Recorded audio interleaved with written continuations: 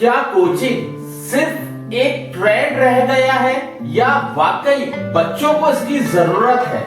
तो आज हम इस बारे में बात करने जा रहे हैं कि कोचिंग क्या सिर्फ एक स्टेटस सिंबल हो गया है या वास्तव में क्या रियलिटी में भी बच्चे को जरूरत है कोचिंग करने की।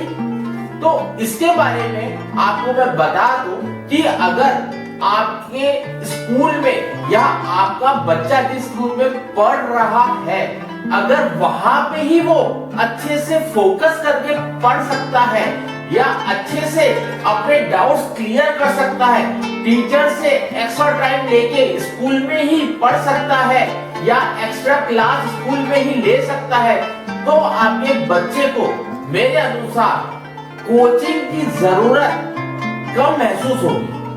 वो इसलिए कि स्कूल में भी तो पढ़ाने वाले वही टीचर हैं जो ट्यूशन पे पढ़ाते हैं। क्या फर्क है? आपके स्कूल में ही आपको एमएससी, बीएससी, बीएड या बीटेक, एमटेक के टीचर्स मिल जाएंगे जो स्कूल में मैथ्स पढ़ा रहे हैं, फिजिक्स पढ़ा रहे हैं या बाकी सब्जेक्ट भी पढ़ा रहे हैं। तो वही टीचर शाम को ट्यूशन लेते हैं, तो हम ट्यूशन पे तो चले जाएंगे लेकिन स्कूल में नहीं पढ़ेंगे। ऐसा क्यों? जब टीचर एक है जो स्कूल में पढ़ा रहा है वही कोचिंग में पढ़ा रहा है, तो फिर हम स्कूल में क्यों ना पढ़ ले उस टीचर से। तो आपको मैं कुछ इंपॉर्टेंट टिप्स बता दूं कि अगर आप कोचिंग जाना भी चाह रहे हैं या कोचिंग जा रहे हैं, तो आपके लिए कैसी कोचिंग हो कि आपको अच्छे से अच्छा आउटपुट मिले और आप भी अच्छे से अच्छा आउटपुट दे पाओ अपने स्कूल्स के एग्जाम में या बोर्ड एग्जाम में। तो कुछ खास मैं आपको स्पेशल टिप्स बता दूं कि आप कभी भी किसी भी कोचिंग का चुनाव करें तो कोचिंग को क्या देख के चुने। तो सबसे पहला मैं आपको इम्पोर्टेंट पॉइंट बता दूं कि अगर आप किसी भी कोचिंग में जाना चाह रहे हो, अगर मेरे अकॉर्डिंग पूछा जाए तो अगर आपके स्कूल में ही इतनी अच्छी पढ़ाई हो रही है, स्कूल में ही वेल क्वालिटी स्टाफ है और क्वालिफाइड स्टाफ है, तो आपको कोचिंग की जरूरत बहुत कम महसूस होगी।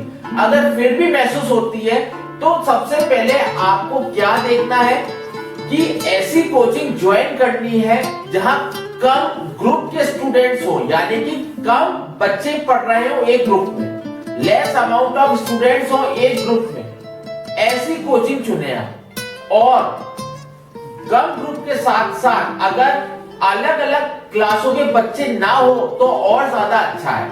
यानी कि अगर आपके ट्यूशन के या कोचिंग के ग्रुप में कम बच्चे एक ग्रुप में हो और अगर वो बच्चे एक ही क्लास के हो तो और भी ज्यादा अच्छा आपको लगेगा, क्योंकि कम बच्चे होंगे तो आप टीचर से इजीली डाउट पूछ पाएंगे, आपको शाइनेस फील नहीं होगी कि वो क्या सोच रहा होगा, ये क्या सोच रहा होगा। और ये एक बात भी सही है कि कम बच्चों में ज्यादा अच्छे समझ आता है, क्योंकि टीचर आपसे इजीली इंटरेक्ट कर पाएगा। कम बच्चे होंगे, टीचर आपका नाम जानता होगा, आपकी परफॉर्मेंस इजीली वो पता कर पाएगा, तो इजीली अच्छा फोकस कर पाएगा आपके बच्चे पे या उस स्टूडेंट पे जो उस ग्रुप में उस टीचर के सामने बैठ के पढ़ रहा है।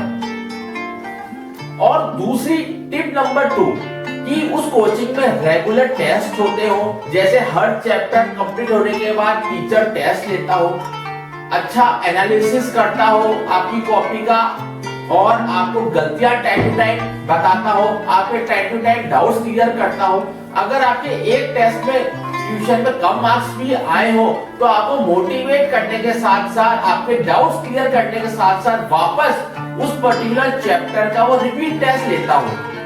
अगर रिपीट टेस्ट में भी फिर मार्क्स कम आए तो भी वो नहीं डांटे, तो भी वो आपको इंस्पायर करे, मोटिवेट करे, नहीं अब थर्ड वाले में तो आप अच्छे मार्क्स ला सकते हो, आपको पॉजिटिव वाइब्स दे। और आपके बच्चे में भी कोई डाउट्स फिर से आ जाए तो आपको वो क्लियर करे और अपने थर्ड अटेम्प्ट में जब आप थर्ड रिपीट टेस्ट दे तो उसमें अच्छा स्कोर करें। यानी कि हर चैप्टर के बाद रिपीट टेस्ट लेता रहे, आपके डाउट्स क्लियर करता रहे। और मैं तो ये कहूंगा कि आपको रिपीट टेस्ट देने की जरूरत ही ना पड़े, पहले टेस्ट में हम इतने अच्छे मार्क्स लिए हैं कि रिपीट टेस्ट का आगे नाम ही ना है। अब बात करते हैं नेक्स्ट टिप की। टिप नंबर 3, उस कोचिंग को ज्वाइन करिए जहां प्रैक्टिकल लर्निंग हो। अब बात आती है प्रैक्टिकल लर्निंग क्या होती है, वो रियल लाइफ के एग्जांपल से आपको समझाता हूं। आपको रियल लाइफ के एग्जांपल्स के साथ साथ आपको मैथ्स अगर समझा रहा हूं या फिजिक्स समझा रहा हूं तो रियल लाइफ की बातें, स्टोरीज से आपको चीजें समझाएं। स्टोरीज से मैं इसलिए कह रहा हूं क्योंकि लंबे टाइम तक वो स्टोरीज याद रहती है। जैसे एक छोटा सा मैं आपको एग्जांपल बता दूं, जैसे अपन बात करते हैं मैथ्स की, तो मैथ्स में रियल लाइफ के एग्जांपल है। ट्रिग्नोमेट्री चैप्टर पढ़ा रहा है तो ट्रिग्नोमेट्री चैप्टर में रियल लाइफ के एग्जांपल्स ले। क्या एग्जांपल्स ले? जैसे आपको जहां आप खड़े हो, आप किसी टावर को देख रहे हो, तो आपको बताए कि ट्रिग्नोमेट्री यहाँ कैसे काम आ सकती है, कि आप टावर की हाइट पता कर सकते हो ट्रिग्नोमेट्री की हेल्प से, या प्लैनेट्स के आपस के डिस्टेंस ट्रिग्नोमेट्री की हेल्प से पता कर सकते हैं। ठीक है, तो ऐसे ही कुछ रियल लाइफ के एग्जांपल्स यूज में लेते हुए आपको बेसिक्स कराए। ये तो जब आप शुरू में जब ट्रायल क्लासेस जाएंगे तो आपको ऑटोमेटिकली फील हो जाएगा। देखिए, आप स्टूडेंट हो, वो एक टीचर है, वो आपसे अच्छा क्वालिफाइड है एट प्रेजेंट मोमेंट में, तो आप उसको जज नहीं कर सकते। सुनिए मेरी बात, आप उसको जज नहीं कर सकते कि वो आपके लायक है या नहीं, वो आप जज नहीं कर सकते। लेकिन हाँ, आपको उसका समझ आ रहा है या नहीं आ रहा है, ये तो आप जज कर सकते हो। तो उस अकॉर्डिंग आप ट्यूशन ज्वाइन करिए। नेक्स्ट टिप की बात करें तो ये टिप बहुत ही खास और बहुत ही इंपॉर्टेंट टिप है कि वो पेरेंट्स को टाइम टू टाइम अवेयर करता रहे कि बच्चे की परफॉर्मेंस चल क्या रही है।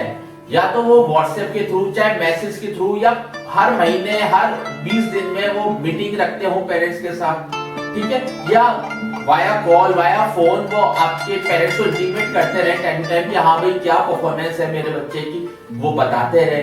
तो ये चीज का ध्यान रखिए। और नेक्स्ट टिप है कि ऐसी कोचिंग देखो जहां बहुत अच्छे से वैरायटीज ऑफ क्वेश्चंस कराते हो। बुक तो करानी ही है, एनसीईआरटी तो बेस है, वो तो कराना ही है। उसके अलावा आपके एमसीक्यूज पैटर्न अच्छे से सॉल्व करवाते हो, true false, fill in the blanks या assertion related questions, case studies के क्वेश्चंस या अदर बुक्स के क्वेश्चंस वो सॉल्व कराते हो। जैसे कहा गया है इंग्लिश में कि practice makes a man perfect, तो अच्छी से अच्छी वो प्रैक्टिस कराते हो आपको, ज्यादा से ज्यादा क्वेश्चन। हाँ, एक बात हो कि क्लास 8th में अगर आप पढ़ रहे हो तो वो जो मटेरियल आपको दे रहे हो तो वो क्लास 8th का ही हो। काफी कोचिंग्स में क्या होता है कि क्लास 8th में बच्चा पढ़ रहा है लेकिन उसको नोट्स या उसको जो नॉलेज दी जाती है वो 2-3 साल, यानी कि बड़ी नॉलेज दी जाती है 2-3, जैसे वो अभी 8th में है तो उसको कॉन्सेप्ट क्लास 10th के भी बता दिए जाते हैं, क्लास 11 के भी समझा दिए जाते हैं, 12 का ही बता देते हैं। तो उसमें होता क्या है, बच्चा अपने एज के अकॉर्डिंग, अपने लेवल के अकॉर्डिंग ही समझेगा। तो अगर आप उसको 4-4 साल बड़े कंसेप्ट बताएंगे तो कैसे समझ पाएगा। तो मेरी एक ही रिक्वेस्ट हमेशा रहती है कि कोचिंग ऐसी ज्वाइन करिए जो पर्टिकुलर क्लास में आप पढ़ रहे हो उस क्लास की ही नॉलेज दे आपको। या हम कह सकते हैं कि 10 to 20% अगर क्लास 8th में हो, क्लास 9th की नॉलेज में अगर 10 to 20% दे रहा है वो ठीक है। लेकिन अगर वो 10th, 11th, 12th सब अच्छे से करवा रहा हो या आधा आधा कंसेप्ट तो बड़ी बड़ी क्लासेस के काम में लेके समझा रहा हो तो वो मेरे हिसाब से सही नहीं है।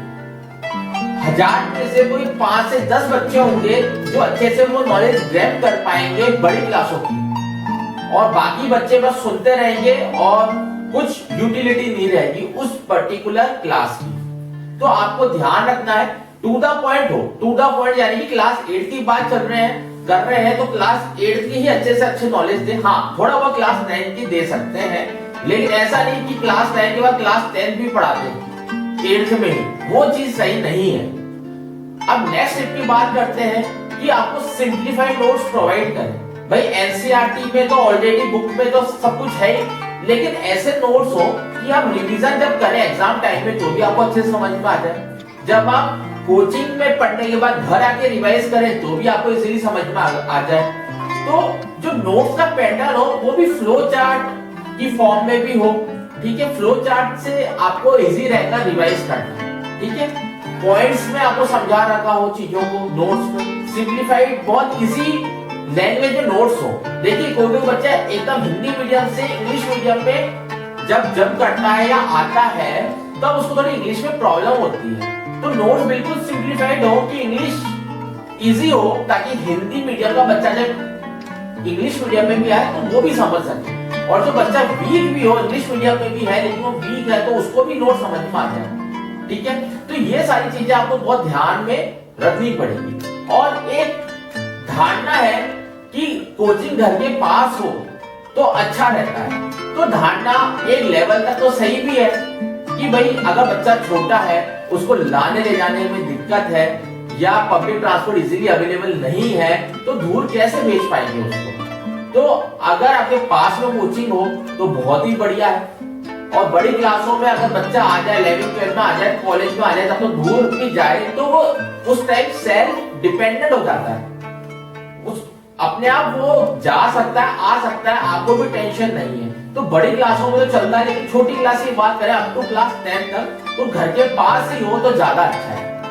और आखिरी और सबसे इंपॉर्टेंट टिप मैं आपको बता रहा हूं कि जब कोचिंग में आप अपने बच्चे को ये मत सोच के भेजिए कि अब तो कोचिंग वाला ही संभाल लेगा, हमारी तो अब पूरी जिम्मेदारी ही खत्म हो गई, ऐसा बिल्कुल ना करें। टाइम टू टाइम कोचिंग वाले जो भी आपके टीचर हैं उनसे कांटेक्ट में रहें, जो भी वो होमवर्क दे रहे हैं घर आके बच्चे से आप डिस्कस करें कि आज क्या पढ़ाया, होमवर्क क्या दिया, सामने बैठे आप उसके और नजरें रखते रहिए कि होमवर्क को देख के कर रहा है बिना देखे कर रहा है। आजकल बच्चे और भी स्मार्ट हैं, वो इंटरनेट, गूगल, यूट्यूब इन सब से आंसर देख लेते हैं, लिख देते हैं, सुबह टीचर को या शाम को टीचर को होमवर्क सबमिट कर देते हैं, टीचर चेक करता है तो 2 शाबाशी भी देता है, वेरी गुड भी बोलता है। टीचर अंदर से जानता है कि कौन बच्चा कितने पानी में है, लेकिन टीचर की कोशिश रहती है बच्चा मोटिवेटेड रहे। और दूसरी चीज, टीचर को लगता है कि यार बच्चे ने तो लिख लिया, बच्चे ने तो कर लिया काम, तो इसको तो आता ही होगा या आ गया होगा समझ में, लेकिन असलियत तो आपको पता है कि आपने इसको देख के टीप के करा। तो ऐसी गलती बिल्कुल ना करें। आप 100% ये नहीं सोचें कि हमने जो ट्यूशन भेज दिया आप ट्यूशन वाले की जिम्मेदारी है, थोड़ा आपको भी देखना है। आपको जहां समझ में नहीं आया कि बच्चा नहीं पढ़ पा रहा तो उसकी काउंसलिंग कराइए उसी टीचर से जहां वो पढ़ने जा रहा है। तो ये कुछ इंपॉर्टेंट टिप्स है, अगर आप कोचिंग भेजना चाहते हैं बच्चे को तो ये खास टिप्स आप अच्छे से कोशिश करिएगा एनालिसिस करने की कोचिंग भेजने से पहले।